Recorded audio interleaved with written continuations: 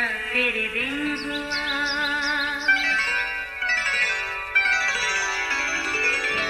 नया फिर दिन हुआ, पुरानी रात का करे सो शुक्र हम खुदा की जात का, खुदा की जात का, नया फिर दिन हुआ।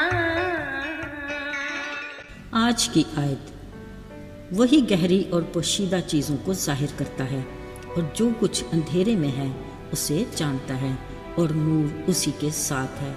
दानियल 2:22 आयत। अजीज़ों, दुनिया भर में अनगिनत कारखाने, फैक्ट्रियाँ शब व रोज़ मसरूफ़ अमल हैं, जिनके मुंतज़मीन अगरचे आला तालीम याफ्ता और तजर्बाकार होते हैं, फिर भी कहीं ना कहीं मात खा जाते हैं। मगर फ़कत एक कारखाना कुदरत चलाने वाला लासानी है, जिसकी मर्ज़ी के बगैर एक पत्ता भी नहीं हिलता। इस कारखाने का हर निज़ाम इब्तदा से अब तक अपने मालिक की मर्ज़ी के ताबे है और ये अटल हकीकत है। इसमें खालिक की मर्ज़ी के ख़िलाफ़ रद्द बदल की गुंजाइश नहीं, क्योंकि खुद उसकी ज़ात आज और कल भी बल्कि अब तक यकसा है। अजीज़ों, इस इलाही ज़ात खुदा के काम अजीब हैं और उसके मंसूबे अदराक से परे। आज यूसुफ को अपने घर से बिछड़े काफ़ी अरसा बीत चुका था। इस दौरान उसकी ज़िंदगी में कई वाक़यात वक़ूअ पज़ीर हुए। बाज़ औक़ात वो बेहद खुश होता, फिर दूसरे ही लम्हे वो यकीनन मायूसी के अंधेरों में गुम हो जाता।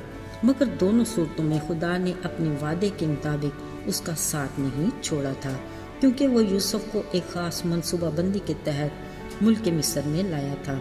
इसलिए यूसुफ का हर दिन और रात एक इम्तिहान की मानद होता, जिससे गुजार कर वो उसे मजबूत बनाना चाहता था। अजीज़ों, इन दिनों यूसुफ उस कैद खाना में था जहाँ बादशाह के कैदी होते थे। अगरचे वो खुद यहाँ एक कैदी की हैसियत से था, मगर खुदावंद यूसुफ के साथ था। उसने रहम किया और उसे दारोगा की नज़र में मकबूल बनाया।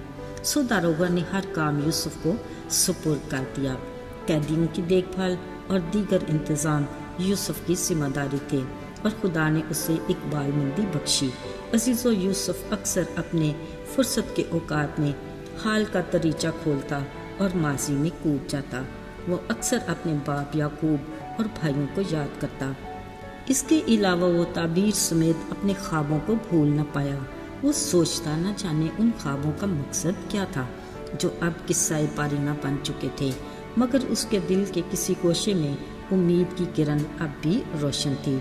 इसी यकीन के साथ वो अपनी जिम्मेदारियों को ऐसा तरीके से सरअंजाम देता रहा।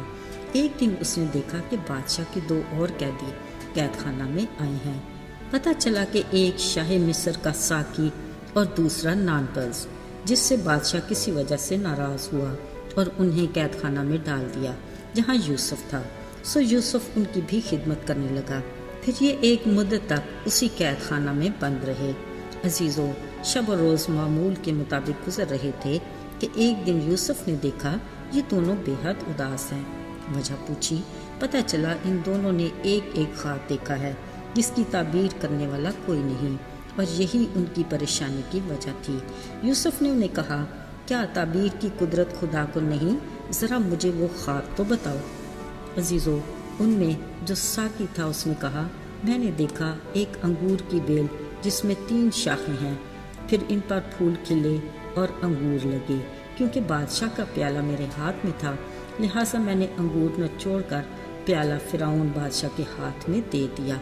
यूसुफ ने उससे बताया, 3 शाखें 3 दिन हैं, सो 3 दिन के अंदर फिरौन तुझे सरफराज फरमाएगा और तेरे मनसब पर तुझे बहाल करेगा।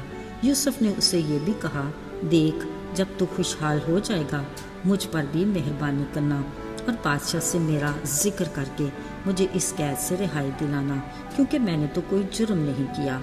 अब नानपस की ख्वाब बताने की बारी थी। उसने कहा, मैंने देखा मेरे सर पर सफ़ेद रोटी की 3 टोकरियां हैं और ऊपर की टोकरी में पका खाना फिरौन बादशाह के लिए है, मगर परिंदे इसमें से खा रहे हैं। यूसुफ ने बताया, 3 दिन के बाद बादशाह तेरा सर तन से जुदा करके तुझे एक दरख्त पर टंगवा देगा। اور پرندے تیرا گوشت نوچ نوچ کر کھائیں گے۔ عزیزو، یہ دونوں ضرور سوچتے ہوں گے کیا یوسف کی بات پر یقین کیا جائے کہ نہیں۔ خیر، دن بھی گزر گئے۔ ہوا یوں، فرعون بادشاہ کی سالگرہ تھی۔ بادشاہ نے اپنے دوسرے نوکروں کے ساتھ قید میں پڑے دونوں سرداروں کو یعنی ساقی اور نانپس کو بھی یاد کیا اور دونوں کے خواب کی تعبیر پوری ہوئی۔ ساقی اپنی خدمت پر بحال ہوا اور نانپس کو پھانسی کی سزا سنائی گئی۔